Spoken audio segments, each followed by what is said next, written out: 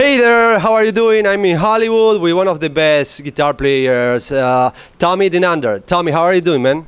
I'm doing fantastic, my friend. It's beautiful to be here. Sunny California, can never be wrong. And well, I'm having a great time. How are you? Oh, I'm awesome here. Well, let's talk about what you're doing right now. I know you are promoting a new album. Tell me about it. Well, I spent the last 10 years working on my fourth Radioactive album called 4.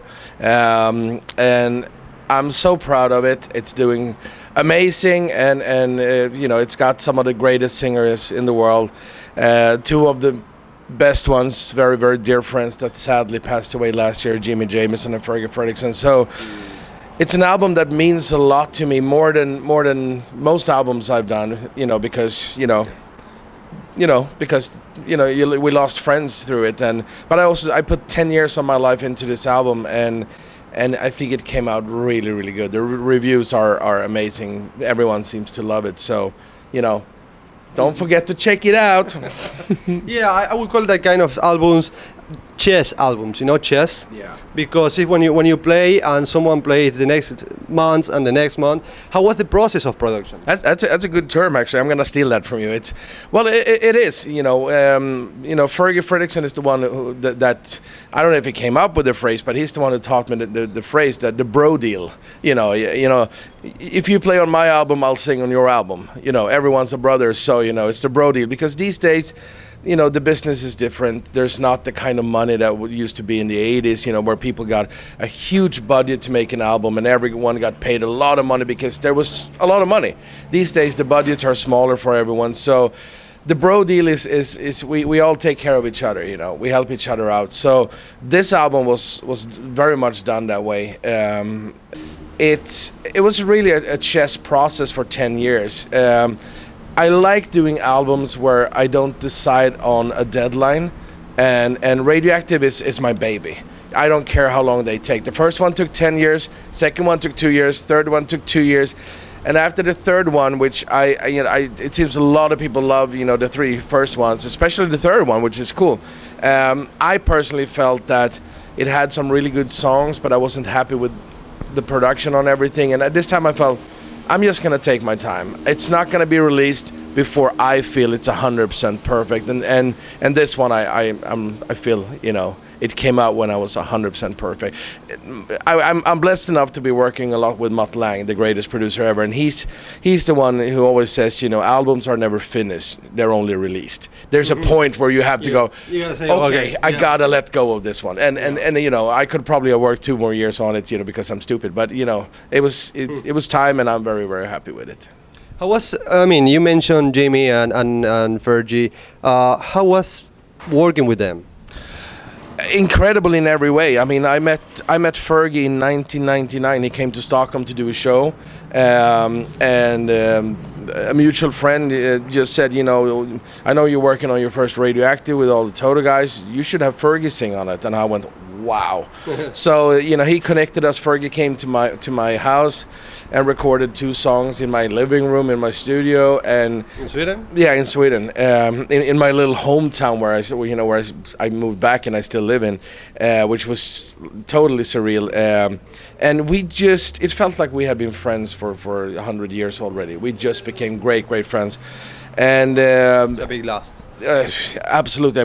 We were such good friends. We even did the Frederiksen Denander album. We made an album together, and he sang on all the Radioactive, and we did a lot of work together. And when he first got the cancer, it was heartbreaking, and through a miracle he started getting better again, and he was able to join us in Legends of Rock. We did a tour in Japan and Europe, so we were actually able to tour together, and I got to play the best songs from the Isolation album with Fergie live. We had an amazing time all the way up till the end, and with him it was heartbreaking, but at least we had a chance to say goodbye. We had a chance. We knew he was gonna go, so we had a beautiful moment of actually getting to say goodbye. With Jimmy, I had the same kind of relationship. Jimmy was one of the most unique, beautiful persons, funniest guys you could ever meet, one of the greatest singers. We made 5, 6, 7 albums together, and and it was very much a bro deal. And we did that, the very famous first Firefest show that was on the DVD came from, and touring after that, and we did Legends shows together and stuff like that. And he was the same. He was just a very, very beautiful person, but that was a complete shock. My girlfriend woke me up like 5 a.m. because I don't know, she woke up early and she saw somewhere on the internet that he passed away, and just woke me up, and that was a big shock. I was able to meet him like 3 weeks before then. Oh wow! Yeah. Like interview him, and then. Well, you got the interview anyway. Just 1 minute. Well, because interview Frankie. So. Yeah. But then you got to be in the presence of Jimmy, so you know what I'm talking about. Yeah. He was a very, very sweet soul. Really, really funny. One of the funniest guys I ever met in my life. You could never guess if he was serious or if it was a build up to a joke. With him, you never knew. It was, and an amazing singer. And the opening song on my new album, Summer Rains, is one of those songs, one of the best songs I think I've written in my life. I co-wrote it with Ricky Dellin, that I've been writing with for 30 years. And we did it after the Firefest show. We went on a tour in Sweden. So we did 7-8 shows I think we did 9 shows in 10 days. So it was a long, short but really tough tour. But we had a lot of fun. And I had done a few albums for him. And he said, if you don't mind, I'll sing on your album, you play on mine. I said, that would be great. But I mean, everyone who met Jimmy knew that he was a very lazy old man, You really had to drag him to do stuff. So I knew in the last day we were driving back to Stockholm, if I don't go straight to my studio today, because he was flying home the day after, it's never going to happen. Because I knew that he always said, well, send me the song, I'll do it back home. He didn't have a studio or anything. It was never going to happen. So he was, a long drive home and everything, and he was tired. And I said to him when we started, right, I said, when we get to Stockholm, you and I are going into the studio to do the song. And he said, oh, okay. And I got, okay, so we'll see. So 7 hours later in the car, I knew, because I knew him, that if I tell him that we're going to the studio, he's going to go, oh, no, I don't want to do it. So we dropped off everyone else, and I told the guy driving, okay, we're going to my place now. So Jimmy was in the last minute, says, so where are we going? I'm like, oh, no, we're just, we're by my place. And he goes, okay. So I drag him into my studio and said, we're doing the song now. And he went, oh, no, I'm so tired. Oh, please send me the song. I said, no, fuck you. We are doing this now. And he was like, oh, you son of a bitch, And he, he could be cranky and he was tired, which is, which is fine, But then and we had a really cool sense of humor together. So he said, well, play me the fucking song. Let me hear the fucking song. And I had everything prepared. So I play him the song. And, it takes him 30 seconds of listening. He goes, oh, okay. I didn't see that one coming, you motherfucker, And he was such a professional. It just, boom, like that. He listened to it a few times while I was starting up my studio. I gave him the lyrics and everything, and he had a melody, a rough melody on it, so he could learn it. He heard the song 4 or 5 times, walked into the studio, put his headphones on, got a great sound. He did the whole song in one take. From the first note to the last note, first take. I just sat there staring to the screen and went, that did not happen. He nailed the whole song in one take. I turned around and I said, "Are you for real?" I mean, I've known 2 or 3 people in my life who can sing like that. And he said, "Well, all my life I've been doing jingles. I've always been hired as a studio guy. So I'm all I do is I walk in, I get a piece of paper, and I go, boom, I nail it." So he was that good.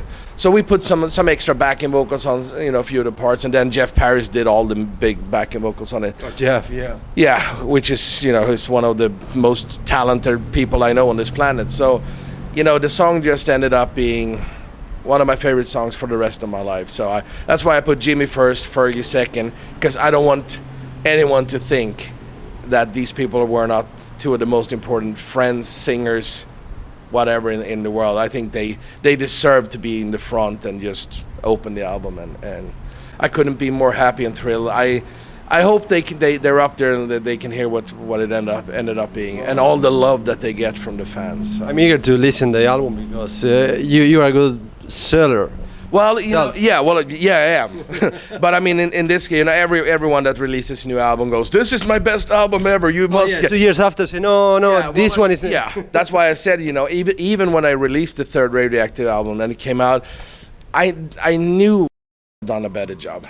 I knew that it's coming from you. It's hard to consider that. Yeah, I mean, and I should have spent maybe 1 more year. I mean, you are not a rookie, so no, exactly. It just snowballed. When I did the first Radioactive, I started it here in LA in 1991 with all of the Toto guys, Jeff, Mike, Steve Porcaro, David Page, and me in the studio recording the bass tracks. So I mean, that was fantastic. And then I started adding, Bobby Kimball, Fergie was on it, Joseph Williams, even David Hungate, the original bass player of Toto, Greg Philliganes, David Foster, Michael Thompson, Fee Waybill, everyone is on that album. But it took me 10 years to complete it until I was able to release it. So I always thought this would be my one album in life, that I do this way, because I started 25 years ago when I was much younger. I didn't have the long career that I have now with, where I do these kind of albums all the time. But back then it felt like, okay, this is my once in a lifetime album.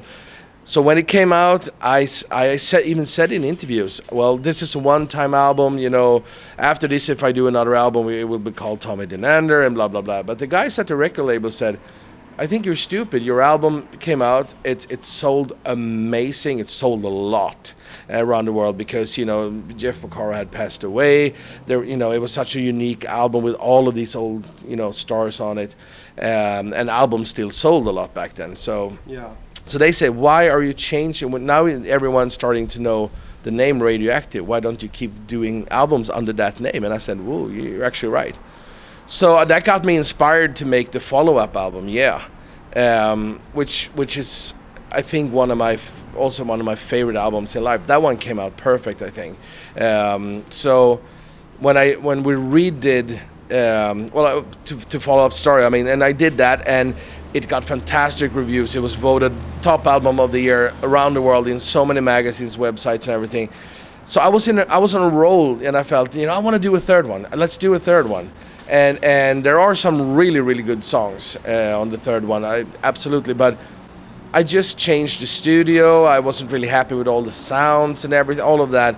Even though it has great songs, great artists on it, I just think I could have done a better album, even though I still like it. And luckily, a lot of people like it. So when it was time to make the fourth one, I just said to myself, it will come out whenever it comes out. I don't care.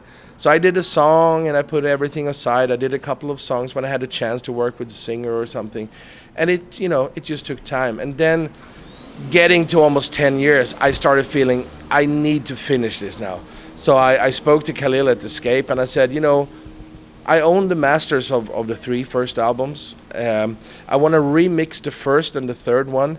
So I got Jeff Paris to come in and re-sing all the stuff I didn't like about the third one, which made it a lot better. I added all the Japanese bonus songs. I added 1 new song per album. And I even got to remix the first one with Jeff and everything, because when we released that one in 2001, it was originally recorded out here on analog tape, transferred to ADAT digital tape, transferred to Pro Tools. It lost a lot during that whole process. And now, because I'm part of running the biggest and oldest studio in Sweden, the X-Level studio, we have, the big gear. So now finally I could mix it the way I wanted it to sound and make it really much, much better. So I even changed, redid backing vocals on a lot of stuff I didn't like, changed a few vocals on it, and I think it came out good. So we released a box called, what's the name of the box? I can't even remember the box. I'm so into this one right now. It will come to me. Come closer. I yes. want to see you, not me. Oh, they want to see you. Yeah. Well, it's called Legacy, the box. And it's a beautiful 3 CD box that was actually sold for like the price of 1 album. Like, very, very smart move of the label. But it was a good way of starting it again, making people go, oh, so you released this. Are you doing a new one? And then I started making it official. Yes, we're doing the 4th one. So it put pressure on me to release the box, put the pressure on me to actually finish this album. Otherwise, I could have gone for 5 more years, because Yeah, you put everything, details. I know what. Yeah, I mean, and now I'm in a different position in my life with the studio that I have. I know much more how to make albums the way I want and everything. So this time, I really made sure that I was 100% satisfied with it, and I really am. So. But your career is much more longer than just what you are doing now, because some people obviously don't know exactly what have you done in your past, but you played with Paul Stanley, Ricky Martin, and even Michael Jackson. How was that? Incredible. The reason I started with music, really started playing guitar in 1975 is because I saw a poster of Kiss. So I'm to this day I'm a diehard Kiss fan and still collect stuff and everything. Really? Yeah, I mean. What do you have? I mainly collect books, tour programs, and weird stuff from the 70s. I don't collect everything because that would drive me insane. But I have like 250 books, and I bought 2 new ones on this trip, and I find new books everywhere. And I have every tour book they ever made. I have one of the best copies of, the rare one from '79 that goes for like $10,000. They actually made a reprint, very small reprint, because you cannot find the real one. But I even have a perfect copy of that. So I'm a geek when it comes to Kiss. So getting the chance to play on Live to Win, I played on the song Live to Win and Wake Up Screaming, was absolutely amazing. And I was checking on the album and I didn't see your name. What happened with it? Well, even Paul feels bad about this because I met him afterwards when they did the press release for the album. Paul sent it out himself. My name and a few other people's names were on it, and somewhere after they put everything together and they made the album, names were lost. We don't know how. I met Paul after the album came out, and he felt so bad. And I met him, several times since then. And I wouldn't say he's a good friend, but we know each other. And we always talk about how the credit. It happens, Sometimes they do. Sometimes they just miss credits. It happened on Jimmy Jameson's Crossroad Moments. I actually play on the whole opening song. I'm if you listen to that backwards guitar and everything, that's me. And the album comes out, and I emailed Jim Peterick and Jimmy go, what happened to my credit? And they got so angry. Somewhere along the line, somebody forgot about it. I've done more than 2,800 albums, so it happens from time. They misspell my name. How many? More than 2,800. You? Yeah. And the list is forever and ever and ever and ever. So. Do you have them all? Oh no, I have somewhere between 1,000 and 1,500. There's so many albums that I did in the 80s when I started doing sessions. I was often hired to play on a song or two, and everyone said, well, it's just a demo recording.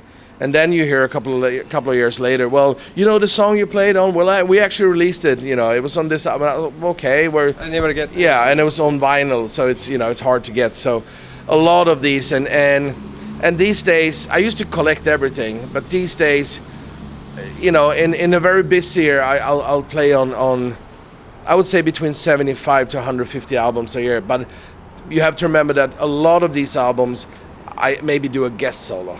So many weeks I will do like 5, 6, 7 albums a week, where there's 3 albums I do a guest solo, or I write a song on an album, I produce a single for someone that ends up on an album. So I don't. A lot of my session work is not 12 songs the whole album, because they take longer. I do a lot of that as well, but most of my work is. What about Michael Jackson? Well, the craziest week of my whole career was that I was in Nashville working, and Desmond Child, who's a very, very good friend of mine, I actually saw. Was a Yeah, exactly. I just saw him a few days ago, which was great. I haven't seen him in a while. I had started writing songs for the last Alice Cooper album, because Bob Ezrin, who produced it, who's one of my favorite producers in the world, his cousin Jeremy is a good friend of mine. He lives here in LA. He said to me, Bob is doing a new Alice album. They're looking for songs. So we wrote 1 or 2 songs that we felt were really good. We sent them to Bob, and they said, well, this is really good, but it's not really what we're looking for. Okay, well, that's no problem.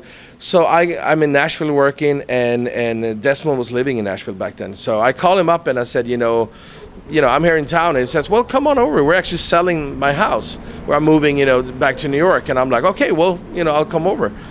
Living next door to him is Bob Ezrin, And so I go to this little party they have, before they're selling the house. And I'm sitting there and talking to him, and into the kitchen walks Bob Ezrin. I'm like, okay, this is pretty cool, talk about being in the presence of legendary people, So Bob, being a very, very sweet guy, I say, hi, I'm Tommy, and he goes, oh yeah, you're the guy who worked with Jeremy on the song, I said, yeah, well, I'm a big fan, of course, being a Kiss fan, being an Alice Cooper fan, being a Pink Floyd fan and everything. So the three of us just sit there, and Desmond, I've done a lot of albums for him and worked a lot for him over the years. He says to Bob, Bob, that song we've been working on for Alice, they tried a couple of different guitar players, but it didn't work out, and it was a great, great song. He said, Tom is one of my favorite guitar players. You should really use this guy. And he's like, he saved my ass so many times. I'm sitting there like, myself right now. So Bob, what year was that? It's like 3 years ago, something like that. So Bob, being the great guy he is, said, "Wow, I would love to. That's great, And he said, well, I think this was on like a Wednesday or something, and it says, well, I think I should be done with a version of the track so I can send it to you, because I was going back to Sweden, I think the day after. So I said, well, let's talk over the weekend. So just, I think we talked on Saturday, and then on that following week, we did the song, which is the opening track, I Am Made of You, on the last Alice Cooper album, which is Welcome to My Nightmare, the follow-up to Welcome to My Nightmare. Yeah. It came out fantastic. The same week, Desmond calls me and said, you know what, we're just finishing the new Ricky Martin album, which is his last album, Mas.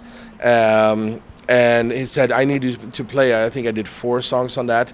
And they actually kept some of the guitars. We had worked with Adam Lambert on some stuff, and a couple of those songs ended up on this album. He said, you're already on the album, but we need some new stuff. And I'm like, wow, this is killer.